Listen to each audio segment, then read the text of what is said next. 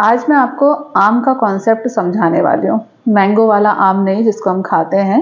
आयुर्वेद में आम का क्या कॉन्सेप्ट है इसके बारे में बात करेंगे।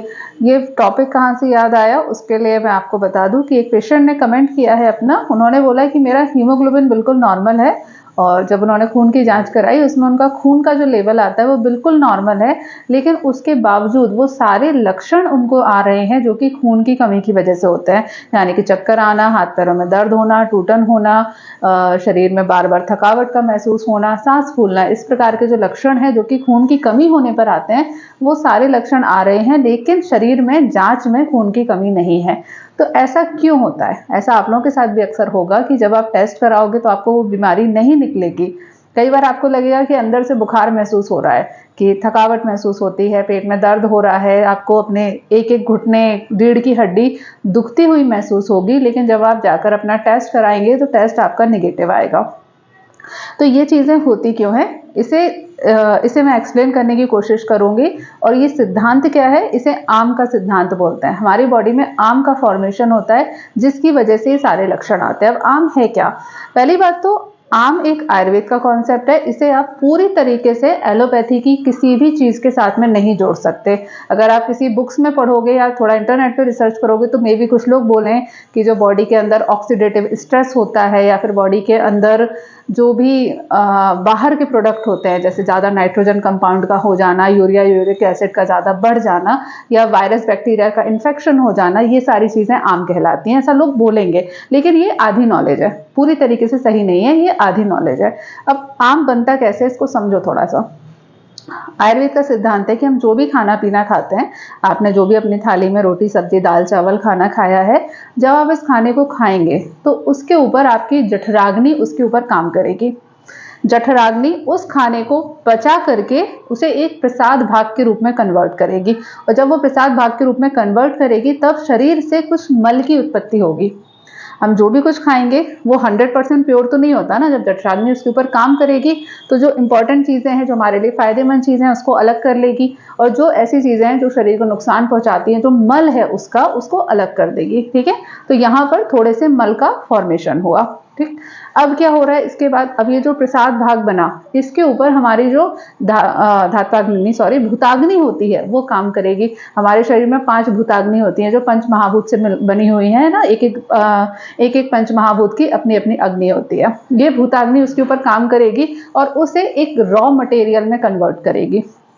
जो आपने खाना खाया उसका प्रसाद भाग कन्वर्ट हुआ, उस प्रसाद भाग के आगे और बेसिक जो हमारे शरीर के लिए जरूरी है उस रॉ मटेरियल में उसको कन्वर्ट करेगी। ये भूताग्नि का काम है। अब जब ये अग्नि उस पर काम करेगी तब भी थोड़ा सा तो मल बनेगा ना। हम कुछ भी कर ले, भले ही आप एक माचिस की तीली जलाते हो तब भी तो थोड़ी सी तो कार्बन डाइऑक्साइड निकलेगी ना। भले ही आपको इस पूरे एनवायरनमेंट में समझ में नहीं आए, आपको लगेगा कि जो प्रदूषण हो रहा है वो बड़ी बड़ी चिमनी से फैल रहा है, लेकिन बहुत ही माइन्यूट लेवल का जो प्रदूषण है वो तो एक माचिस की तीली जलाने से भी फैलेगा ना। सेम चीज शरीर पर है। जठराग्नि ने काम किया तब भी शरीर से मल का फॉर्मेशन होता है, फिर उसके ऊपर जब भूताग्नि काम करती है उस प्रसाद भाग के ऊपर तब भी थोड़े से मल का फॉर्मेशन होता है। फिर यह जो रॉ मटेरियल बना, इस रॉ मटेरियल के ऊपर शरीर की 7 धातुएं, रसाग्नि, रक्ताग्नि, मांसाग्नि, मेदाग्नि, अस्थियाग्नि, रस रक्त मांस मेद अस्थि मज्जा शुक्र, ये जो 7 धातुएं हैं इनकी अग्नि उसके ऊपर काम करती है। और जब जब अग्नि काम करती है तब वो अपने प्रसाद भाग को तो बनाती है, लेकिन थोड़े से टॉक्सिक, थोड़े से मल को पैदा करती है। यही जब मल का फॉर्मेशन सही तरीके से नहीं होता, या फिर अल्प मात्रा में होता है, या जरूरत से ज्यादा मात्रा में होता है, या फिर यह मल का फॉर्मेशन होने के बाद में शरीर से बाहर नहीं निकल पाता, इसे ही आम कहा जाता है। ये है पूरा बेसिक कॉन्सेप्ट। अब इस चीजों में कहीं पर नाइट्रोजन कंपाउंड बनेंगे, कहीं नहीं बनेंगे। अगर आप खाने का पाचन करोगे तो उससे आपको मल और मूत्र बनेगा। उस मल और मूत्र में हमारे बॉडी के अंदर काफी सारे पिगमेंट होंगे, काफी सारे बैक्टीरिया होंगे, तो ये सारी चीजें भी आम कहलाई जा सकती है, लेकिन एग्जैक्टली पूरी तरीके से आम नहीं है। अब होता यह है कि जब इस आम का फॉर्मेशन प्रॉपर तरीके से नहीं होता है, जो मल का फॉर्मेशन है प्रॉपर तरीके से नहीं होता है, तब ये आम के रूप में कन्वर्ट हो जाता है, और यह आम जिस जिस धातु के साथ में जुड़ेगा वहां पर रोगों की उत्पत्ति करता है। लेकिन ये रोगों की स्टार्टिंग करता है। इस समय पर आपको टेस्ट में या किसी भी चीज जब आप जांच कराओगे तब आपको कोई खास प्रॉब्लम डिटेक्ट नहीं होगी, लेकिन आपकी बॉडी में लक्षण आने लगेंगे। उदाहरण के लिए अगर यह धातु रस धातु के साथ में मिल जाएगी, रस के साथ में मिलेगी तो आपको फीवर जैसे लक्षण आएंगे। आपको फीवर आएगा नहीं, आप टेम्परेचर चेक करोगे तो उसमें फीवर नहीं होगा, लेकिन आपको लक्षण आएंगे कि आपको बुखार जैसा महसूस हो रहा है, हल्का उल्टी जैसा मन करेगा, सिर में दर्द होगा, हाथ पैरों में हल्का हल्का दर्द उठ सकता है, खाना खाने का मन नहीं होगा, हल्का सा चिड़चिड़ापन महसूस होगा, ऐसा लगेगा कि कोई बात नहीं करे आपसे, आप अकेले बैठे रहो, मन उदास रहेगा। ये सारे लक्षण आएंगे क्योंकि ये रस धातु में आम का संयोग होने पर होते हैं। जब जो आम का फॉर्मेशन हुआ वो रस धातु के साथ में मिल गया तब लक्षण को पैदा करेगा। ऐसे ही जब रक्त धातु के साथ में मिल जाएगा तो रक्त डिसऑर्डर पैदा करेगा। आपको शरीर पे छोटी छोटी खुजली महसूस हो सकती है, छोटे छोटे फोड़े फुंसियां हैं वो पैदा हो सकते हैं, हाथ पैरों में हल्की सी जलन महसूस हो सकती है, आपकी चमड़ी आपको जरूरत से ज्यादा ड्राई महसूस हो सकती है। इस प्रकार के लक्षण आएंगे। रस हो गया, रक्त हो गया। उसके बाद मांस धातु के साथ मिलने पर थोड़े से कॉम्प्लिकेटेड लक्षण आते हैं, समझना थोड़ा सा मुश्किल होता है क्योंकि मांस के साथ में पित्त के वात के कॉम्बिनेशन भी बन जाते हैं। लेकिन मांस के बाद जो मेद आता है, रस रक्त मांस मेद अस्थि मज्जा, मेद के अस्थि और मज्जा, इन तीनों का एक लक्षण है। मैं आपको बहुत ही क्लियरली बोल सकती हूँ कि ये बिल्कुल 100% मिलता है। जब भी कोई पेशेंट आपसे बोले, ये खासतौर से डॉक्टर्स के लिए जरूरी है जो आयुर्वेद डॉक्टर प्रैक्टिस कर रहे हैं, अगर आपका पेशेंट आपके पास आए और आकर आपसे बोलता है कि उसे थकावट महसूस हो रही है और ऐसा लगता है कि वो बैठ जाए, आपका पेशेंट आपसे बोलता है कि हाथ पैरों में दर्द नहीं है, कोई दिक्कत नहीं है, लेकिन थकावट बहुत ज्यादा महसूस होती है, काट दे इसके बाद देखिए। मैं आपको मेद के बारे में समझा रही थी। मेद के साथ साथ अस्थि मज्जा, मेद अस्थि मज्जा, इन तीनों के बारे में। इन तीनों का जो सिम्टम होता है ना, बहुत ही एग्जैक्टली सिम्टम होता है। उसमें आपको जो पेशेंट होगा या जो व्यक्ति होगा वो ये चीज़ बोलेगा कि उसको खड़े होने में दिक्कत होती है। आप उसका टेस्ट कराओगे, सब कुछ नॉर्मल निकलेगा, उससे पूछोगे हड्डी में दर्द है, घुटने में दर्द है, बोलेगा नहीं घुटने में दर्द नहीं है, पैर में कमर में दर्द है, कमर में दर्द नहीं है, लेकिन बस खड़ा नहीं हुआ जाता। जरा सा भी चलते हैं तो ऐसा लगता है बस बैठ जाएं। 4 सीढ़ियां चढ़ लेंगे तो उसके बाद ऐसा लगेगा कि यार बैठ जाते हैं। कहीं काम करने के लिए गए, थोड़ी देर खड़ा रहना पड़ा, किसी लाइन में खड़ा होना पड़ा, तो वो पेशेंट आके पहले बैठ जाएगा। ये एक क्लासिकल सिम्टम होता है यदि आपको आम की दृष्टि हुई है, किसमें, मेद में, अस्थि में और मज्जा में।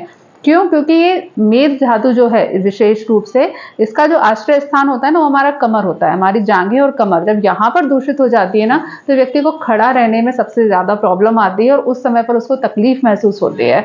तो ये आपको सिम्टम आएंगे अगर आपका आम धातु जो आम है वो आपके मेद अस्थि मज्जा इन तीनों से जुड़ा हुआ है, इन तीनों के साथ में कॉम्बिनेशन कर रहा है। तो शुक्र के साथ में शुक्र वाली प्रॉब्लम आ सकती है, सेक्सुअल प्रॉब्लम कुछ समय के लिए आ सकती है। अब ये तो हो गए इनके सारे सिम्टम। अब आप ट्रीटमेंट इनका कैसे डिसाइड करोगे? देखो, पहली बात तो ट्रीटमेंट कोशिश करना है कि आप खुद से डिसाइड मत करो। खुद से अगर आपको करना है तो थोड़ा सा वीडियोस को आराम से ध्यान से देखना पड़ेगा, नोट्स बनाने पड़ेंगे प्रॉपर, तब आप कर पाओगे। बेहतर रहेगा कि आप किसी आयुर्वेदिक डॉक्टर से कांटेक्ट करके अपना ट्रीटमेंट डिसाइड करो। इसका जो ट्रीटमेंट होगा ना वो 3 स्तर पे होगा। पहले तो आपको ऐसी मेडिसिन लेनी पड़ेगी जो कि जठराग्नि को ठीक करें। मेरी फेवरेट है, वैसे पता है दवाइयाँ बहुत लिमिटेड होती हैं। आप मेरा अगर पुराने वीडियोस भी देखो ना तो मैं कई दवाइयाँ रिपीट करती हूँ। आपको दवाइयों में बहुत ज़्यादा दिमाग दौड़ाने की ज़रूरत नहीं होती, लेकिन कॉम्बिनेशन क्या बनाना है इसके लिए थोड़ा सा दिमाग दौड़ाना पड़ता है। आपको क्या करना है, पहले तो जठराग्नि को सही करना है। जठराग्नि को सही करने के लिए मेरी फेवरेट मेडिसिन है चित्रकाधी वटी और अग्नि तुंडी वटी। ये दोनों ही मेडिसिन आपको मार्केट में इजीली अवेलेबल हो जाती हैं और बहुत सारी अलग अलग फार्मेसी की आती हैं। तो ये आपको लेनी है टैबलेट। इससे आपका क्या होगा, जठराग्नि अगर दूषित है वो सही हो जाएगी। उसके बाद में जिस धातु के साथ में आम का संयोग है उसके हिसाब से आपको मेडिसिन लेनी पड़ेगी। उदाहरण के लिए अगर रस धातु के साथ में है तब आप क्या करोगे, तब आप ऐसे कॉम्बिनेशन या ऐसी मेडिसिन लोगे जो कि बुखार की मेडिसिन में काम करती हैं, जैसे कि गोदंती भस्म, लक्ष्मी विलास रस, आप इनका प्रयोग कर सकते हो। ठीक है, गुड़ची सत्व, ये बहुत अच्छा काम करेगा। रक्त धातु के साथ में अगर आम का कॉम्बिनेशन है तब आप ऐसी मेडिसिन लोगे जो कि पित्त को बैलेंस करने में काम करती हैं। तब आप अयपत्तिकर चूर्ण के कॉम्बिनेशन ले सकते हो, कामदुधा रस, सूतशिखर रस, इनके कॉम्बिनेशन ले सकते हो। महामंजिष्ठादि काढ़ा, सारीवाद्यासव, इसके कॉम्बिनेशन आपको ट्राई करने पड़ेंगे। यदि आपके मांस धातु में दुष्टि है तो मांस का कॉम्प्लिकेटेड होगा, मैं यहाँ नहीं बताऊंगी क्योंकि एक भी मेडिसिन एग्जैक्टली ऐसी नहीं है जो स्पेशली मांस धातु के ऊपर काम करे। मांस धातु के जो लक्षण होते हैं, ट्रीटमेंट होते हैं, वो बहुत कॉम्प्लिकेटेड होता है। उसके बाद आपके मेद धातु के साथ में है। मेद के साथ में आपको ऐसी मेडिसिन लेनी पड़ेंगी जो कि शरीर के अंदर मोटापा कम करती हैं या फिर मेद धातु की दुष्टि को शोधित करती हैं। तो उसमें आप क्या लोगे? महायोगराज गुग्गुल, गुग्गुल के जितने कॉम्बिनेशन आते हैं वो मेद धातु में अच्छे से काम करते हैं। तब आप महायोगराज गुग्गुल या किशोर गुग्गुल का कॉम्बिनेशन लोगे। अगर अस्थि और मज्जा में है तब भी आप गुग्गुल के ही कॉम्बिनेशन लोगे, लेकिन दूसरी मेडिसिन सिंहनाथ गुग्गुल बहुत अच्छा काम करता है इसमें, उसके कॉम्बिनेशन आपको लेने पड़ेंगे। और अगर शुक्र धातु में है तो चंद्रप्रभावती काम करेगी। अब ये सारी मेडिसिन आपने इजीली कई बार नाम सुने होंगे, लेकिन इसका कॉम्बिनेशन आपको बनाना पड़ेगा कि आपको क्या प्रॉब्लम है उसके हिसाब से। एक बात और ध्यान रखिए कि आम का पाचन करने के लिए बहुत जरूरी होता है कि आप अपनी जठराग्नि को थोड़ा आराम दें।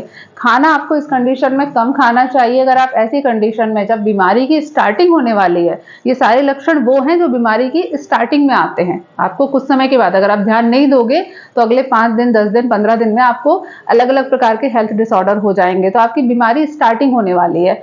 इस समय पर बहुत ज्यादा जरूरी होता है कि आप खाना कम करो।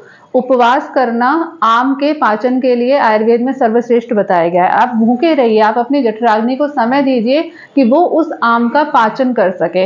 अब अगर पूरे समय भूखे रहना पॉसिबल नहीं है तो एटलीस्ट खाना कम खाइए, खाने की मात्रा को कम कर दीजिए। इस समय पर गर्म पानी पीजिए, स्वेदन करिए। स्वेदन का मतलब होता है हॉट स्टीम बाथ लेना, जो गरम गरम भाप होती है ना, उसको दिया जाता है। स्वेदन करने से आपके शरीर में जो आम फंसा हुआ है वो बहुत जल्दी रिलीज हो जाता है और आपके स्किन के थ्रू बहुत आसानी से शरीर से बाहर निकल जाता है। तो ये भी इसका एक तरीका होता है और ये सारी चीजें आपको साथ में करनी पड़ेंगी।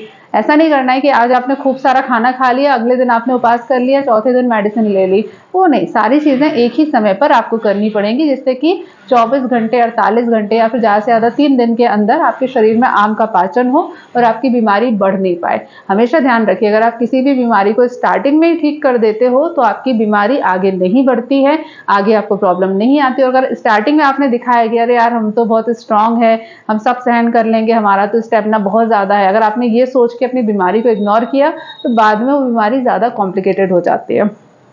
ये पूरा आम का एक कॉन्सेप्ट है जो मैंने आपको समझाया। अगर आप लोगों को समझ में आया हो तो प्लीज कमेंट करके जरूर लिखिएगा, क्योंकि मुझे बड़ा डर लगता है कि ये इतने कॉम्प्लिकेटेड सब्जेक्ट होते हैं, मुझे समझ नहीं आता कि मैं आपको एक्सप्लेन अच्छे से कर पा रही हूँ कि नहीं कर पा रही हूँ। तो अगर आपको ये समझ में आया है तो कमेंट करके लिखिए, अपना सवाल जरूर पूछिए। अगर आप चाहते हैं कि मेरे वीडियोस रेगुलर आए तो आपकी जिम्मेदारी है कि आप अपने सवाल पूछिए, क्योंकि डॉक्टर ना पेशेंट के ऊपर डिपेंड होता है। जितने ज्यादा आप सवाल पूछेंगे उतने ज्यादा मेरे दिमाग में खुरापात जागेगी और मैं आपको उस टॉपिक से रिलेटेड आपको पूरी डिटेल जानकारी प्रोवाइड करा पाऊंगी। अगर आप सवाल नहीं पूछोगे तो फिर समझ में नहीं आता वीडियो किस टॉपिक के ऊपर बनाना है। तो ये आपकी जिम्मेदारी है, आपको सवाल पूछना है। जो भी आपका हेल्थ डिसऑर्डर है, जो भी आपके मन में डाउट है, प्लीज उससे रिलेटेड अपना सवाल कमेंट सेक्शन में पूछिए और वीडियो को लाइक कर दीजिए, दूसरों के साथ में शेयर कर दीजिए। नेक्स्ट वीडियो में मुलाकात होती है, तब तक के लिए stay healthy and be happy. Good bye.